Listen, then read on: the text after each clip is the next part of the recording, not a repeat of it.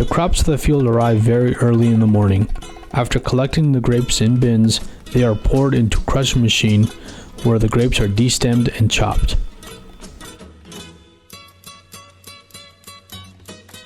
Through a pump, the grapes fall into a maceration tanks where they remain for 3 days.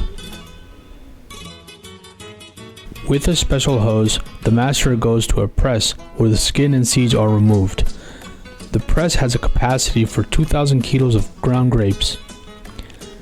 Inside the cylinder there is a cloth and it contains the solids. The juice then falls into a container.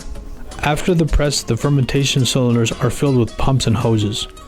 Here, the fresh juice begins a fermentation process from 8 to 12 days. Fermentation is a process in which sugar is transformed into carbon dioxide and alcohol. Depending on the type of pisco that is desired, the macerant must contain a certain level of sugar. An example of this is pure pisco containing 0% sugar, or Mosto Verde must contain 50% sugar. The next step is the most important, the copper still. This is a closed oven with a capacity of approximately 1,000 liters that will increase the temperature of fermented grape juice to about 60 degrees. It is at this temperature that the alcohols begin to evaporate. What remain of the pot are grape juice, water, color, and acids. The only evaporate are the alcohols and the aromas of the wine. From 4 liters of wine, 1 liter of pure pisco is made.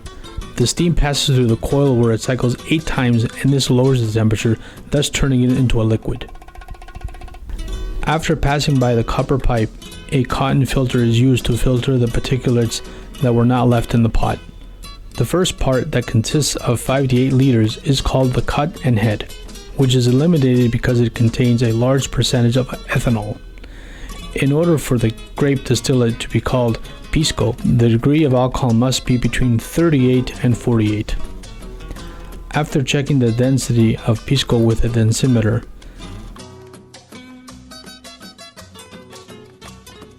its smell, color, and taste are then verified. The pisco is then placed into special reservoirs for a minimum rest of 6 months. After this, it will then be packaged. The filling machine is used to fill bottles. The machine being used can fill 4 bottles at the same time, and the speed of which depends on the person operating it. In order for all this to be called pisco, the grape that must be used are Quebranta, Negra Criolla, Mollar, Uvina, Italia, Torontel, Moscatel, and Albilla. There are over 10 varieties of pisco in Peru. ALPISCO only utilizes the best production practices in order to bring you the highest quality pisco.